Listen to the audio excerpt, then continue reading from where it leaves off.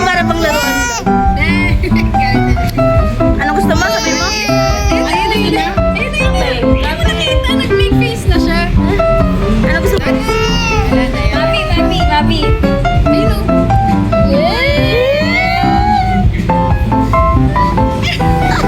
Nandiyan siya kasi may nakikita na. Mami. Alam mo ba, nakakatawa yun. Ayaw niya. Dito talaga siya nakatingin kahit. Dahil masakit kahit sino sa inyo. Didi! Baby, Didi! This is what yours. Parang galing ka pala. Parang talaga ni Julian eh. Sabi niya, walang lasa.